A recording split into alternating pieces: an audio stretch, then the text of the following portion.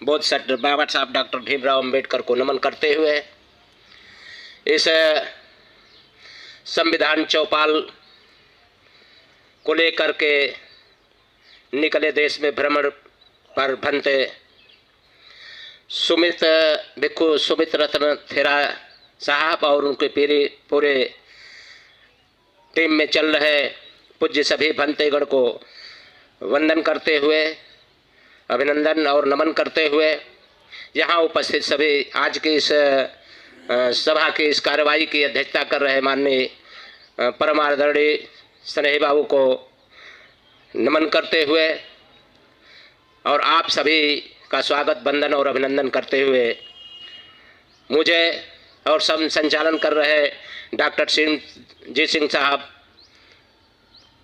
का स्वागत कि हमें दो शब्द बोलने का अवसर यहाँ दिए। साथियों, बहुत गंभीर विषय है। देश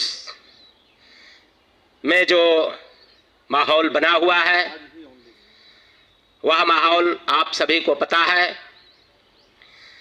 समय यहाँ ज़्यादा नहीं है, थोड़े समय में अपनी बात रखना है। सबसे पहले मैं आपको ये बताना चाहता हूँ, तथागत बुद्ध ने दुख का जो कारण बताया था, इस देश में मैं जो अब तक समझ पाया हूँ, दुख के कारण को बदल दिया गया है। दुख के कारण को ये बता दिया गया कि जन्म लेना ही दुख है, जबकि बाबा साहब अंबेडकर कहते हैं, तथागत बुद्ध कहते हैं कि समाज में दुख स्वार्थों के टकराव के कारण होता है। बाबा साहब अंबेडकर कहते हैं, तथागत बुद्ध कहते हैं कि संपत्ति के निजी स्वामित्व से अधिकार व शक्ति एक वर्ग के हाथ में आ जाती है और दूसरे वर्ग को दुख मिलता है। समाधान बुद्ध बताते हैं कि समाज के हित के लिए आवश्यक है कि संपत्ति का उन्मूलन करके दुख का निराकरण किया जाए। भारत के संविधान के प्रेमबल में लिखा हुआ है, आप अभी हमसे पूर्व वक्तागण बता रहे थे, हम भारत के लोग भारत को एक संपूर्ण प्रभुत्व संपन्न समाजवादी धर्मनिरपेक्ष शब्द बाद में जोड़ा गया है, अखंडता बाद में जोड़ा गया है,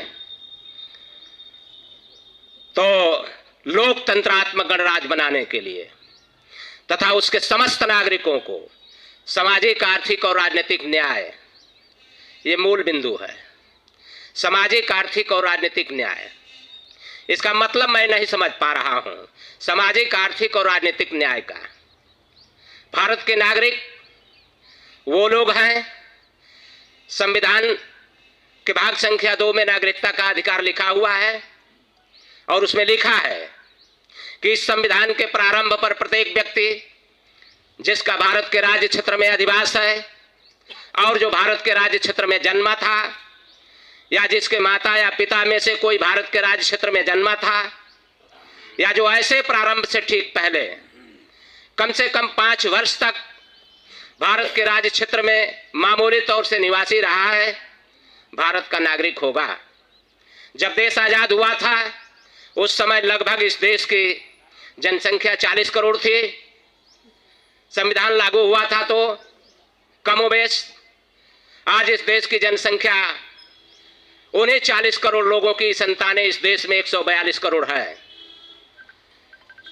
नागरिकता समानता के आधार पर है, वयस्क मताधिकार के आधार पर जो है इस देश में सरकारें बनती है।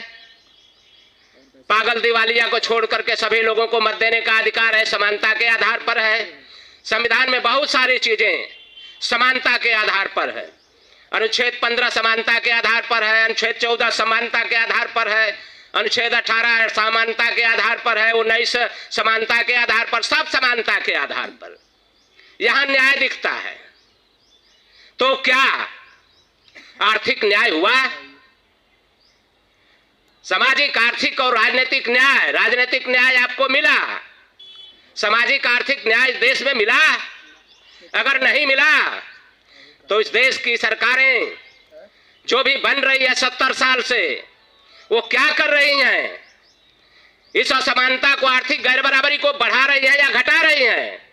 आप आंकड़ा देखते होंगे, समय नहीं है, कम समय दिया गया है, लेकिन मैं इंडिकेशन कर दे रहा हूं कि इस देश के अंदर जिस गति से असमानता बढ़ रही है, आर्थिक असमानता बढ़ रही है, इस देश के अंदर बहुत बड़ा भयानक आगे आने वाले दिनों में, आगे आने वाले भविष्य में बड़ा भयानक आंदोलन हो सकता है।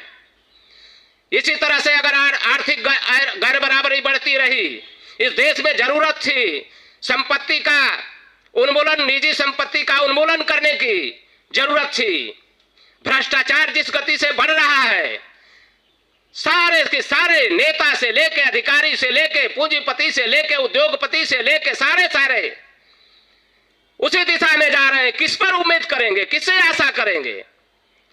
बाबा साहब अंबेडकर, इसीलिए 15 मार्च 1947 को जिन्होंने संविधान सभा के सारे लोगों के 389 संविधान सभा के सदस्यों के लिए वो दिया था, संविधान का प्रारूप दिया था कि ऐसा ही संविधान बनना चाहिए, मगर वो संविधान नहीं बना। जो संविधान बना 70 वर्ष में लागू नहीं हुआ। मैं इतना ही कहना चाहता हूं। और इसमें सामाजिक आर्थिक गैर बराबरी सबसे महत्वपूर्ण मामला है और आर्थिक गैर बराबरी सबसे ज्यादा महत्वपूर्ण मामला है।